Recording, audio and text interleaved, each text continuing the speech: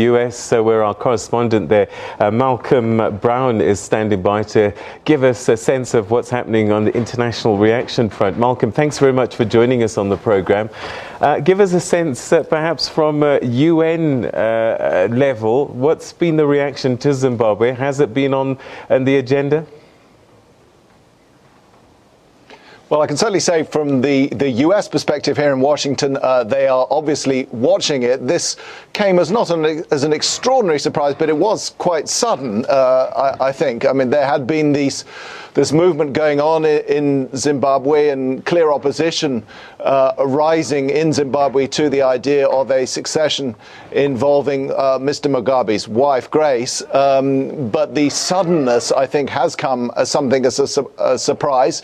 Groups who monitor events in sub-Saharan Africa, I think, whilst this does appear to be a coup, if not in name, do welcome the fact that, at least to this point, there has been no violence associated with it, despite some reports of gunfire. It does not seem to be a state of great turmoil, and that's being welcomed here. But I think everybody's watching. There's been no official comment yet from the White House or the State Department. We have put in requests for the State Department to see what they're saying about that. We have noted, of course, that the US Embassy in Harare has instructed its staff overnight to stay at home, to work from home, and told US nationals in Zimbabwe to shelter at home whilst the situation hopefully becomes clearer.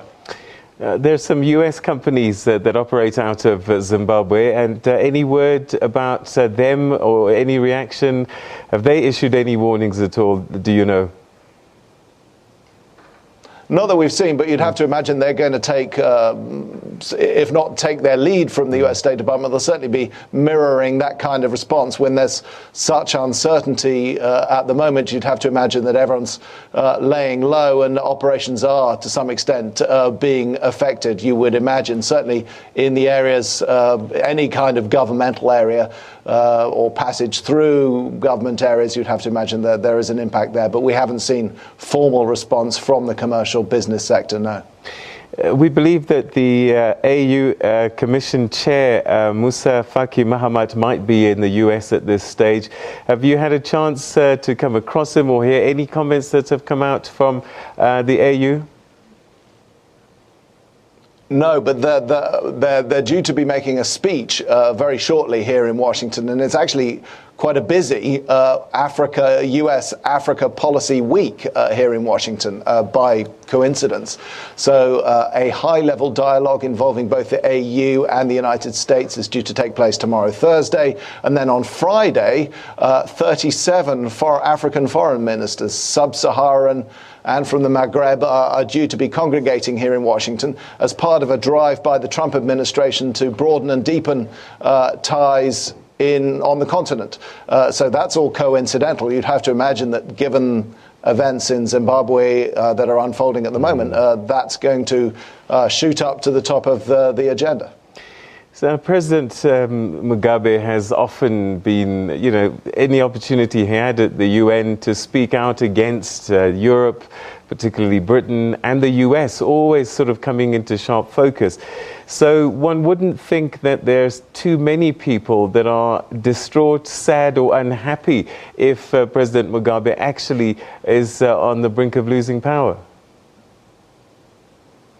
Yeah, there's not a big pro-Mugabe constituency here in the United States, and it's hard to imagine that any tears would be shed from an official perspective here. That said, there's always concern when you have what amounts to a coup taking place, and everyone will want to see what unfolds. I did speak to Thomas Tomaszewski. He's the Africa director at the International Republican Institute here, which is a pro-democracy, pro-freedom organization which promotes those values around the world.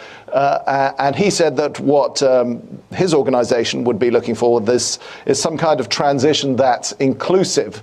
And I think you're likely to see that mirrored by the Trump administration when they do get to speak later, either today or in the coming days. Nobody in the US is likely to want to see one strong man leader replaced by another without some form of democratic reform. Of course, we'll all remember that the US has had some form of sanctions leveled against Zimbabwe since 2001, and the goal is those sanctions will only be lifted, Washington says, if they see credible, transparent, and lasting democratic reforms. All right, so those punitive sanctions in terms of getting funding from bodies such as IMF, I just wonder, is there a precedent set at all about how America is likely to react to a country where there is a coup that's been proven? What's their normal protocol? I know it's a new administration, but the US in the past, what sort of position does it take with states like that?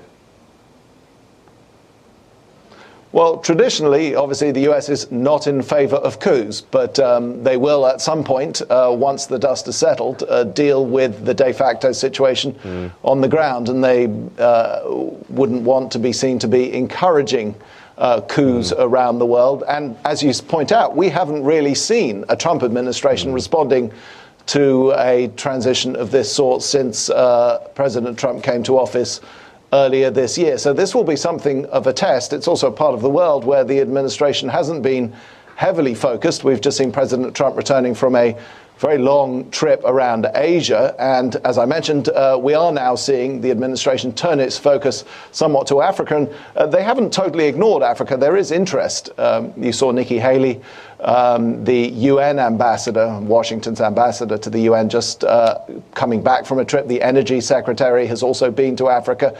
The US is clearly very interested in Africa as a commercial proposition. They see a burgeoning market which is likely to be of enormous interest to American companies, and trade is obviously a preoccupation of President Trump. So you would have to imagine that a stable and potentially stable and more prosperous Zimbabwe would be of enormous interest to Washington. And if a coup, or whatever we're calling this, a transition being the polite term, perhaps, could, if handled inclusively, peacefully, and so on, could be welcomed quietly by Washington. All right, we've run out of time, but very briefly, is this on the TV screens in the US at all, or is it business as usual? They're focusing on baseball and other things. Well, we've got a lot of politics going on here at the moment, but it is on the front pages of some of the broadsheet newspapers, yes. All right, Malcolm, thanks very much indeed. That's Malcolm Brown, our correspondent in the US, giving us an update on the international view and how this situation in Zimbabwe is unfolding. Now, earlier on, we spoke